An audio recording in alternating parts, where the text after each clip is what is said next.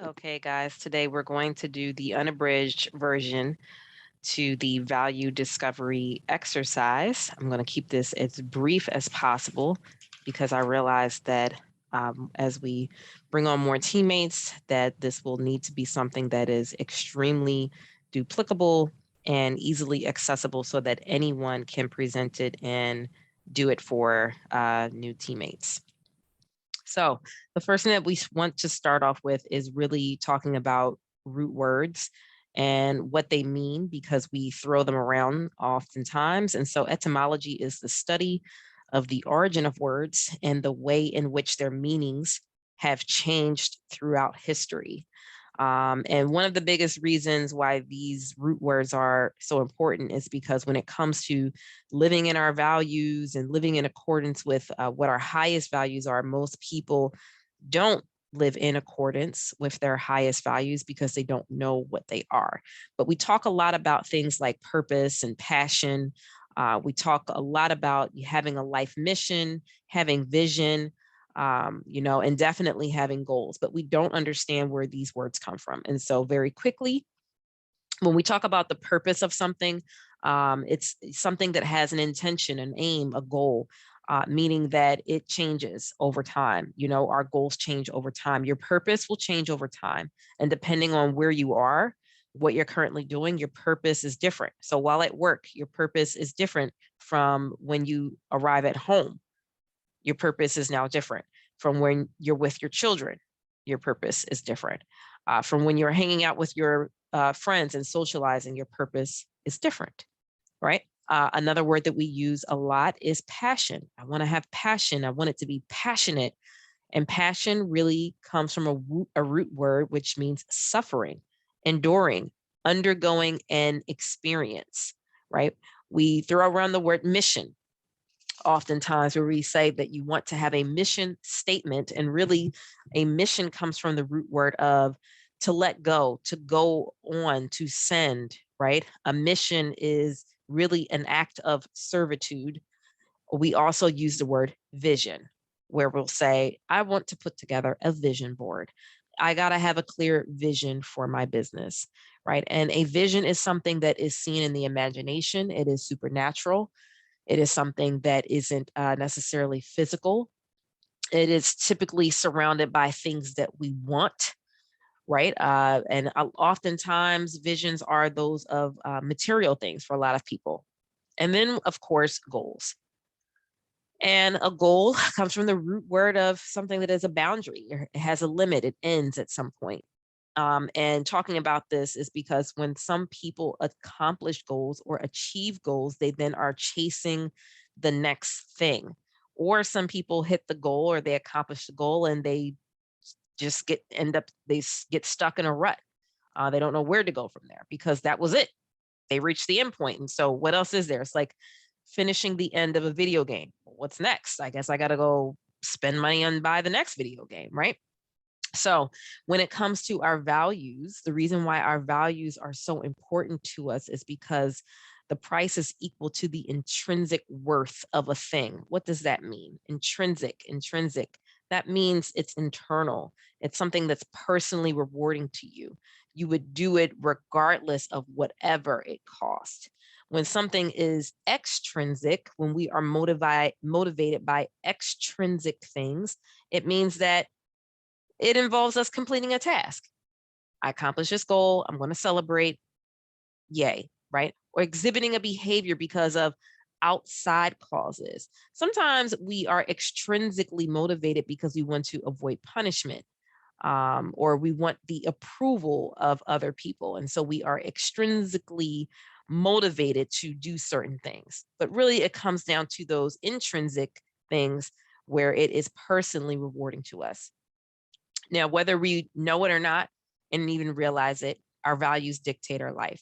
We spend every waking moment of our lives living in our highest values. We just don't realize it a lot of times. And oftentimes we end up resenting ourselves because we think we should be doing something else other than what we are currently doing. And so we will judge ourselves in our values. So the more you become congruent with who you are, as a person, the more aligned you will become with these goals that you create for yourself. And there are 7 areas of value that exist. 7. And sometimes this is also called like a wellness wheel. So there are spiritual, mental, financial, vocational, which is your work, social, familial, and physical. These are the 7 areas of value. So as you go through your value discovery, what you write down, many things will fall under this. If you find that you are writing down material things that you value, then we will go into the next part where you want to ask yourself, what does this material thing represent? Does it represent something mental? Does it represent something social, familial, physical, etc.? Okay. So the next step is questioning ourselves. What goals did you set for the year of 2022? Or if you're watching this after 2022, what goals did you set for yourself? And were these your goals, personal goals that you came up with, or were they assigned? Did you assimilate to goals that someone else thought you should achieve and accomplish? Why did you set these goals? Where did they come from? Are they things that you actually want to do? Did you accomplish any of them? And oftentimes when we don't accomplish goals, it's because they don't match our values. So ask yourself as you go through the values exercise if these goals match your values. What we know for sure is that everyone wants to make more money, but oftentimes we don't realize that we hinder ourselves because we judge ourselves based on what our values are, and our self-worth is equal to our net worth. So we can say that we will accomplish certain things, but words are often BS and actions are very, very real. So as I go through these questions for value discovery, you want to take your time. I'm going to preface this by saying this will be an exercise that you will do several times. You can watch this recording over and over again until you really get it down pat.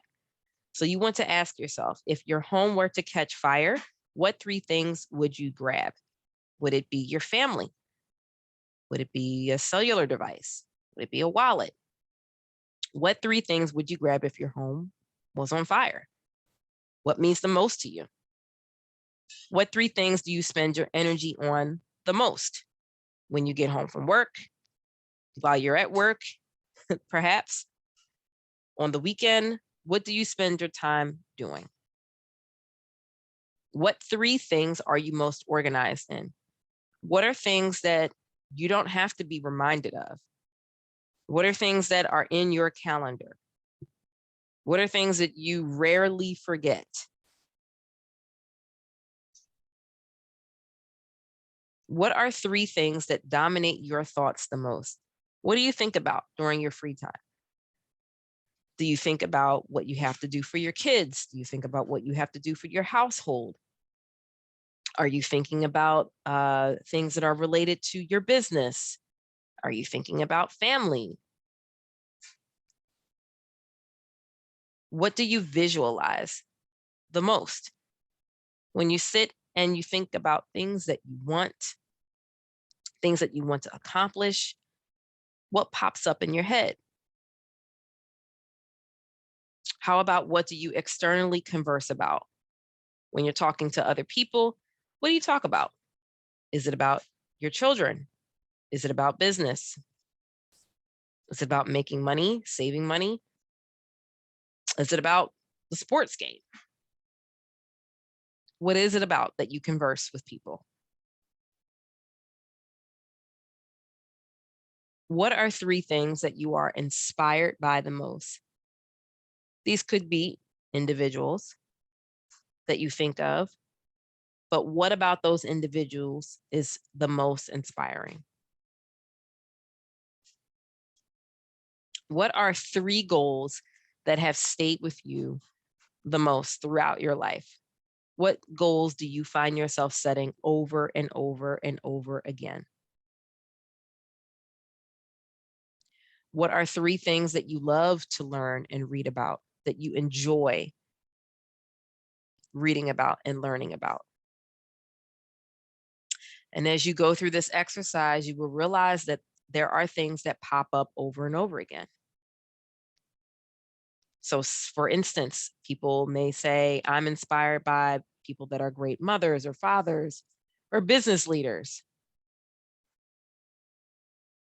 They may say that I set goals that are surround my family, wanting to do things that involve my children or my family or my spouse. Another example is if you say 3 things that you love to learn and read about. Is it business? Is it family? Is it, psychological things? Is it about creating? What is it? You may see that some of the same things pop up over and over and over again. So at this point, what you're going to do is go through the list of the things that you have written out, and you're going to count up the things that pop out the most. So, for example, if family shows up over and over again, let's say 8 or 9 times, then that's probably a very high value to you. You may have something that pops up like learning over and over again in the form of, what do I like to learn and read about? What are things that I would bring with me into a new home? Maybe you select books. So learning could pop up over and over and over again, maybe 5 or 6 times for you. That would be another high value for you. Maybe money pops up for you. And actually, maybe money doesn't pop up for you. And we will discuss this at the second part. And perhaps money doesn't pop up for you because it's not in your highest values. Doesn't mean that you don't want it or that you don't need it. It just means that it's not a high value to you. You're currently comfortable where you currently are. You make enough money to meet the needs of your family. And so you are not financially motivated to make more. And that may be a reason why money does not come up as a high value to you. Most people judge themselves on this because we are obsessed with making more money and we think that we need all the money in the world, but then we don't realize that in order to make more money that we would have to sacrifice and trade off some of our highest values in order to get it. So, once you have determined what your highest values are, at this point, you're going to create the primary, secondary, and tertiary benefits of these highest values. And so, what this could mean is if family, for example, is in my highest value, what does that mean to me? If family is in your highest value, it could mean that being a great mom or dad is of the utmost importance to you.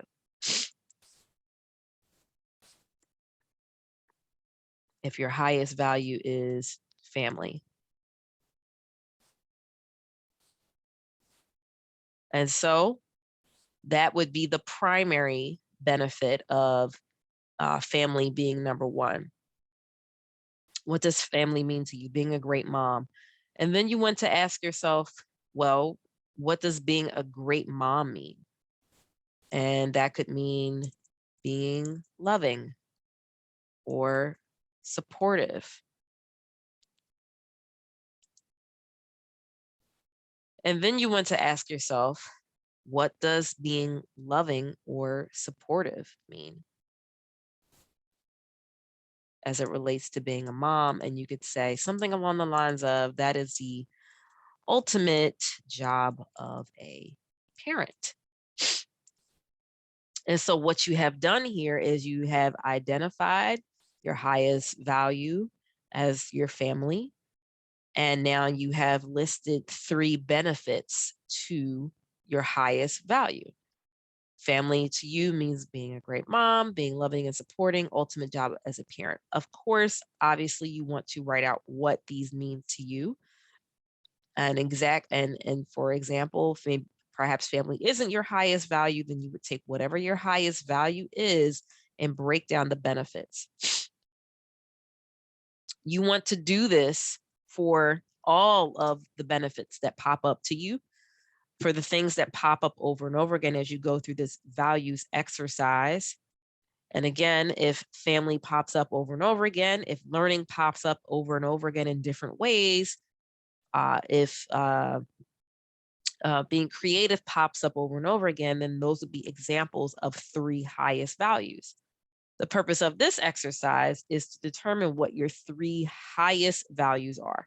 So if you see something popping up 7, 8, 9 times, 5, 6, 7, 8, 9 times, then you are going to determine what your highest values are based off of what you spend your time doing. The key to this is that you are already living in your highest values. You just didn't really recognize that these were your highest values. Your highest values are what is real and authentic to you. And when you can get to the point where you stop judging yourself from spending so much time with your children because they are your highest value, as opposed to spending all your time, um, you know, uh, doing something else, then you will lose the guilt and shame and resentment.